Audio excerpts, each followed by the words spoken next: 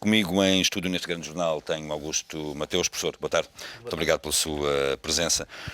Eu ainda antes de começar aqui por esta polémica dos cortes nos salários no setor privado, é uma notícia positiva esta avaliação ter sido, aparentemente, ter corrido bem, aparentemente, para Portugal. Sim, isso é importante. É.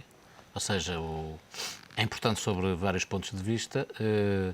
O que Portugal tem no seu programa de assistência económica e financeira é algo que tem que ver, em primeiro lugar, com a urgência número 1, que é as contas do Estado e, digamos, a possibilidade de manter as funções básicas do Estado. Em segundo lugar, os aspectos associados à desalavancagem, isto é, à correção do excesso de despesa e de endividamento na economia portuguesa, que obviamente envolve o Estado, mas envolve todo o setor privado. E, em terceiro lugar, uma agenda de reformas estruturais, que é, digamos, aquilo que de maior precipitação há no texto do memorando, de coisas mais genéricas, menos trabalhadas e, portanto, obviamente a necessitar de uma fortíssima evolução para poder ser positivo. E, portanto, obviamente que enquanto estivermos nesta situação, uma vez que o mercado de financiamento se fechou para Portugal, exceto para pequenas operações, nós temos que fazer aquilo que é suposto que façamos do ponto de vista do acordo que foi estabelecido com as entidades Fundo Monetário e União Europeia com o Banco Central Europeu, para, obviamente, conquistar aí a capacidade de introduzir os ajustamentos, introduzir as correções que vierem a ser necessárias e, portanto, é obviamente que é um passo importante que é positivo até na recuperação da credibilidade? Sim, não digo na recuperação, mas numa coisa que eu penso que vai fazendo o seu caminho, que é, comparativamente com outros países europeus, no mesmo tipo de dificuldade que está Portugal, que é a tranquilidade, uma tranquilidade dura, difícil, muito penosa e muito difícil para muitos portugueses, mas uma certa tranquilidade, isto é, uma certa, não propriamente, eu não creio que seja conformismo, mas um certo consenso nacional de que há que fazer estes ajustamentos, sendo que esse consenso também vai mostrando, pelas diferentes manifestações, pelas diferentes opiniões, que é um consenso vivo, que não é um consenso amorfo, é um consenso crítico, é um consenso em que há protesto, é um consenso em que há reflexão, é um consenso em que há um conjunto de sugestões, de propostas, mas cada vez mais é um consenso onde não entram as ilusões. E, portanto, creio que esses sinais são positivos e, portanto, ler-se na Europa e no mundo que Portugal é um país que está a passar por esta fase, numa lógica em que está a fazer aquilo que tem que ser feito. Com amplo consenso. E numa lógica em que também se percebe que a solução ainda não existe, tal como não existe solução para a Europa, enfim, e em que há uma lógica de protesto social, uma lógica de crítica especializada, uma lógica de troca de opiniões das diferentes posições que as pessoas têm no mundo empresarial, no mundo do trabalho, na sociedade, enfim. E o país a funcionar, obviamente mais cinzento do que nós gostaríamos, com expectativas muito difíceis, com dificuldades muito grandes. Penso que é um bom sinal, para além, digamos, de as regras do jogo serem estas. Nós temos um conjunto de trans que são essenciais para o país funcionar, que são libertadas depois de uma avaliação positiva. Houve avaliação positiva, a trans vai ser libertada. Assim, em termos muito operacionais e muito simples, esse é o principal fator que está aqui incluído. Era o momento certo, era o timing certo para Portugal conseguir ganhar mais tempo e, eventualmente, mais algum dinheiro? Não creio. Esse tempo é o tempo da solução global de política económica. Isto é, o tempo... repare, enquanto nós não tivermos uma ideia clara sobre como é que vamos pôr a economia a crescer, quais são as prioridades das reformas centrais em termos de competitividade e crescimento, nós não devemos reabrir a caixa da política financeira. A caixa da política financeira está feita, essa caixa só deve ser reaberta se nós tivermos ideias muito seguras sobre, depois posso especificar, sobre as medidas que têm que ser tomadas para que a economia não caia numa espiral recessiva, encontre um ponto de sustentação. Eu tenho usado uma imagem quando me deu a parecer melhor. Nós levámos um empurrão, estávamos a subir uma escada e levámos um empurrão. E estamos a tentar não cair. Temos que encontrar um ponto de sustentação, um ponto de amarração. Um patamar. É o encontrar desse patamar que é o momento-chave de renegociar o que houver a renegociar. E esse patamar é o quê, professor, na sua opinião? Ou deve ser o quê? Esse patamar é a estabilização dos sacrifícios. É um patamar em que as famílias já fizeram já perceberam o que têm que sacrificar em termos de consumo, já perceberam o que têm que sacrificar para fazerem mais poupança, em que o Estado percebe melhor que há mesmo certos serviços que têm que ser encerrados, porque não têm valor nenhum para a sociedade, e já percebeu que há outros serviços que têm que ser potenciados, em que o Estado possa sair desta lógica de não poder travar despesa a não ser ao nível dos salários e dos pensionistas. É preciso travar despesa ao nível do funcionamento da máquina de Estado. Portanto, ao nível de soluções para as empresas públicas, para os bens e serviços públicos que têm que ser fornecidos em condições de muito maior eficiência. Esses são sucessivos pontos de sustentação que têm que ser encontrados. As pessoas não podem ser soterradas por uma avalanche de coisas negativas. E, portanto, o ponto de sustentação é quando as pessoas percebem que há um conjunto de coisas desagradáveis, negativas, mas que são aquelas em que não há surpresas, e que há outras que são portadoras de solução. Portanto, é basicamente esse, e estamos longe de ter encontrado. Vamos ter que encontrar ao longo de 2012, e se não encontrarmos ao longo de 2012 isto vai correr mal. Portanto, eu espero bem, porque é possível, espero bem que o possamos fazer e que o saibamos fazer. Estamos longe de este ter encontrado por responsabilidade direta do Governo, que poderia ter feito mais e não fez, ou também aqui é preciso um tempo de maturação que está a decorrer? O Governo tomou posse há pouco tempo. É um Governo que mistura pessoas com bastante experiência, mas tem muitas pessoas com pouca experiência. E, portanto, há um tempo para uma apropriação das funções, para as pessoas perceberem o que é que podem fazer, o que é que não podem, para tentarem aprender com a experiência passada que é positiva, para tentarem não cair em erros já cometidos. Portanto, 6 meses não é nada do outro mundo desse ponto de vista. E, portanto, enfim, estamos a chegar ao fim desse período de adaptação. Este não foi um governo que tenha tomado posse com ideias muito seguras, com o que ia fazer nos próximos 100 dias, não é? Com os primeiros 6 meses de governação, não. É um governo que toma posse no quadro de uma emergência nacional, sem, digamos, muito do que há para fazer sequer esboçado em termos de pensamento. Portanto, isso tem que ser compreendido. Tem a sua responsabilidade, porque algumas coisas estão a andar melhor do que outras, como é óbvio, mas, enfim.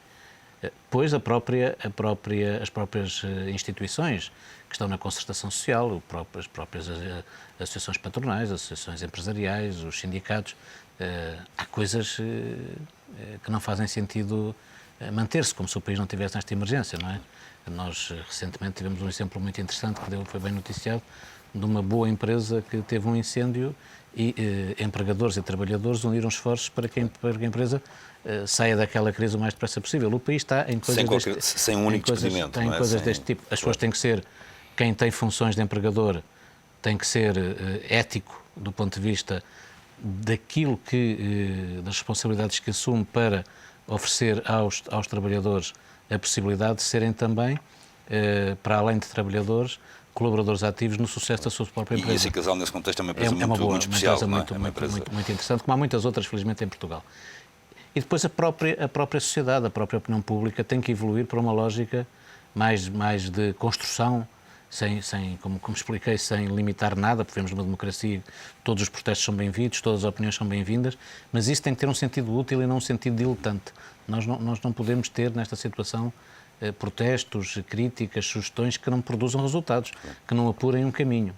E, portanto, é um pouco isso que estamos a fazer. E eu creio que há aqui alguns sinais de insuficiente conhecimento da economia portuguesa, patentes em algumas coisas cândidas que elementos da Troika transmitem nas conferências de imprensa, ou em algumas ilusões que certos partidos políticos todos, não são certos, todos, cada um à sua maneira vai exprimindo ilusões de não compreensão das dificuldades em que encontramos e obviamente nós não vamos construindo as soluções que temos para o setor financeiro, para o setor imobiliário, para o setor exportador, para os setores e as atividades que podem criar a curto prazo mais emprego.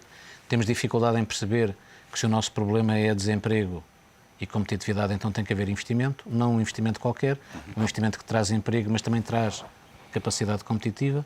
E, portanto, não podemos, digamos, por um lado dizer que queremos emprego e competitividade e depois não queremos criar condições que favoreçam o investimento, ou dizer que queremos arrendamento e não tratamos a poupança, que faz arrendamento como se fosse qualquer outra aplicação. Quer dizer, não há tempo para conversa geral sobre matérias que, como conversa geral, não nos tiram da situação. Se nós queremos combater o desemprego, temos que favorecer o investimento de agentes nacionais, o investimento de agentes internacionais. E essa é uma batalha cotidiana. Não podemos dizer de manhã que queremos combater o desemprego e à tarde dificultar o investimento. Não podemos dizer de manhã que gostamos de pequenas e médias empresas e à tarde não criar condições, digamos, de fiscalidade adequadas à sua simplicidade. Podia multiplicar, há dezenas e dezenas. Estamos a assistir a um desastre empresarial no setor da construção imobiliária, não é? Que obviamente cresceu demasiado, mas que agora podia ser ter uma crise suavizada, com consequências muito positivas em termos de emprego. Para a recuperação de imóveis. Para a regeneração, para o arrendamento, mas com coisas bem feitas, sérias. Portanto, há muito que se pode fazer e, portanto, tem que haver capacidade no Governo, tem que haver capacidade na sociedade portuguesa para estes encontros em torno dos tais pontos de sustentação. Esta sugestão da Troika no sentido enfim, de alguma maneira se avançar também aqui para um corte salarial no setor privado, que tanta polémica está a suscitar. É uma coisa, a mim faz-me alguma confusão, estas generalidades a que nós assistimos. Não é o problema da Troika, mas o nosso problema de competitividade, eu tenho insistido, fiz muitos estudos nessa matéria, tenho alguma competência a vários níveis. O problema da competitividade em Portugal e na Europa é um problema de competitividade de valor, não é um problema de competitividade material. Não é a quantidade dos bens que nós produzimos, é a diferenciação, a qualidade, a possibilidade desses bens e serviços expulsarem outros do mercado porque são melhores, porque são diferenciados, porque têm prestígio, porque têm características únicas. Tornam em bens. Portanto, o nosso problema competitivo não é um problema de quantidades, não é um problema de horários de trabalho, não é um problema de mobilização de recursos humanos pouco qualificados, é um problema de mobilização de recursos humanos cada vez mais qualificados, é um problema de melhor organização, de ter cada vez mais trabalho indireto e não trabalho direto na nossa produção, e é sobretudo um problema de trabalharmos para mercados e para bens e serviços que estão a crescer e não para mercados e bens e serviços que não estão a crescer, e portanto esta lógica da competitividade de valor faz com melhor organização, com maior colaboração entre os vários capitais que existem numa empresa, do capital humano ao capital social, ao capital institucional e organizacional, ao capital tecnológico. Há muitos capitais que hoje, não capitais do ponto de vista monetário, mas capitais do ponto de vista de coisas que se regam todos os dias e que crescem. Nós, quando usamos o termo capital, não é para dizer que tudo se deve sujeitar à economia ou tudo se deve monetizar. Quando dizemos o termo capital é para dizer que é uma coisa que, como a agricultura, se cuida em todas as estações, se cuida todos os dias, rega-se, cresce. O capital humano não é para a gente o tratar como se fosse dinheiro, é para a gente tratar as competências dos trabalhadores como algo que tem que ser mantido e aprofundado e valorizado. Portanto, estes vários capitais são, obviamente, o segredo para a competitividade. Há um termo que define a competitividade centrada no prolongamento do horário de trabalho ou na redução dos salários, que é a competitividade espúria, a competitividade que não produz resultados, a competitividade momentânea. Não é? É como aquelas pessoas que têm tendência para engordar e com umas pílulas durante uma semana conseguem ficar um bocadinho mais apresentáveis, mas verdadeiramente não emagreceram. Não é? E, portanto, nós temos que tratar dessa competitividade e a agenda das reformas estruturais é para essa competitividade. E, portanto, não creio que exista solução numa linha de redução generalizada dos salários, embora possa fazer sentido, num número razoável de empresas, acordos ao nível da empresa entre os trabalhadores pontuais e os empregadores, em que se faça uma revisão da matéria do ponto de vista do horário de trabalho, do ponto de vista dos feriados, do ponto de vista do absentismo, do ponto de vista da qualificação, do ponto de vista de muitas coisas. Há muitas atividades onde nós ganharíamos em ter 2 períodos de férias mais curtos e não um período de férias. Portanto, há muita coisa que pode evoluir e isso é verdadeiramente competitividade não espúria. É competitividade duradoura. Porque eu organizo esta de reduzir generalizadamente salários, não traria nenhuma vantagem e criaria maiores dificuldades ainda do ponto de vista macroeconómico. Portanto, espero bem que seja algo que não seja seguido. Parece muito, estas reflexões macroeconómicas são muito aquela experiência da rã, que quando se lhe corta as patas, alguém treinou uma rã para saltar, salta e ela saltava, e depois faz uma experiência, corta-lhe as patas e ela deixa de saltar. E a conclusão que o investigador tira é que a rã ficou surda. Portanto, há algumas coisas que se dizem de macroeconomia que são tão sólidas como este exemplo da rã. Portanto, nós temos que ter cuidado. Ganhávamos muito neste tempo em ter um regime fiscal mais simplificado nas pequenas empresas, nos pequenos negócios. Ganhávamos bastante em avançar na regeneração urbana e na requalificação dos centros de todas as cidades relevantes em Portugal. Ganhámos bastante em ter uma boa solução de mobilidade, ganhámos bastante em ter uma solução arrojada, como eu tenho defendido em matéria de fundo imobiliário para desenvolver o mercado de arrendamento e relançar o setor da construção. Portanto, temos muita coisa, ganhamos muito numa task force para a exportação, colando Portugal aos mercados que estão a crescer de forma decisiva. Há muita coisa que pode fazer. Agora, verdadeiramente, esse quadro de política económica estrutural, horizontal, porque é para todas as atividades, para relançar o crescimento através de um foco decisivo no investimento, está a faltar. Não quer dizer que não venhamos a ter, mas é isso que eu acho que vai permitir depois dizer nós não até nem precisamos dos 78 mil milhões. Ou precisamos de 86. Algures em 2012. Em 2012. 2012 é um ano decisivo. Eu devo dizer que faço regularmente previsões, do ponto de vista de economista profissional, faço previsões sobre as principais variáveis macroeconómicas, em especial uma variável muito interessante, que é o consumo, porque nos últimos tempos, exatamente foi isso que nos trouxe a situação, o consumo é explicado não só pelo rendimento disponível, mas pelas expectativas, pelo endividamento das famílias, pelo andamento das taxas de juros, coisas que normalmente não entravam nas teorias do consumo e que agora tiveram que entrar neste período. Espero bem que percam peso para o futuro. E, portanto, eu comecei a fazer previsões para este ano, 2011, em matéria de consumo, com uma versão que para o terceiro e quarto trimestre eu teria um desempenho um pouco melhor que no primeiro e segundo. Estou atualmente, obviamente, como toda a gente já percebeu, com previsões para o terceiro e quarto trimestre muito piores que o primeiro e segundo. E, sobretudo, tenho uma coisa que hoje é clara, com este modelo que eu vou utilizando, que 2012 será, do ponto de vista do consumo, bastante pior que 2011, quando tudo indicava que 2012 podia ser negativo, mas ligeiramente menos negativo que 2011. Ora, vai ser negativo e bastante mais negativo. Nós arriscamos-nos a uma coisa que em si não teria mal se nós tivéssemos construído uma solução, que é chegar ao ponto de inflexão, isto é, com os dados que temos, se as coisas correrem como se espera que corram, nós atingiremos um ponto de viragem, isto é, deixaremos de descer a escada em matéria de consumo na viragem do primeiro trimestre de 2013 para o segundo trimestre de 2013. Mas teremos descido até àquilo, muito provavelmente até àquilo que era o que consumíamos em 1999. Isto é, teremos andado cerca de 13 a 14 anos para trás. Em si, isto não tem mal. Se nós fizermos esta descida da escada do ponto de vista do ajustamento, ao mesmo tempo que estamos a assumir a escada da competitividade, que estamos a preparar bons investimentos, que estamos a preparar melhores cidades para viver, que estamos a criar condições para maior equidade na nossa sociedade. Isso não teria especial mal, porque depois temos 10, 15, 20, 30... Eu talvez não, mas a sociedade portuguesa terá seguramente isso, não é? E esses degraus ainda não estão a aparecer. Não. E, portanto, aqui há um profundíssimo desequilíbrio, como na Europa, no quadro da política macroeconómica. Nós criamos uma moeda que não gerimos de forma completa, não temos na Europa equilíbrio entre política orçamental, fiscal e política monetária e, obviamente, aliás, estas sessões semanais em que eu, quando posso, aqui venho, são, de alguma maneira, um bom exemplo das dificuldades europeias na medida em que a crise se arrasta. Eu ouço à entrada, quando espero para me poder sentar nesta cadeira, ouço à entrada, digamos, as notícias que o João vai dando sobre o que aconteceu no dia, e há uma repetição tremenda. Mas para pior, com uma degradação cada vez mais evidente. Sempre a descer a escada. E, portanto, obviamente, nós estamos numa situação em que é preciso dizer basta, e em que é preciso perceber que o caminho de pode ser que eu consiga salvar 5, pode ser que eu consiga salvar 7, pode ser que eu consiga salvar 10, não nos vai conduzir a lado nenhum.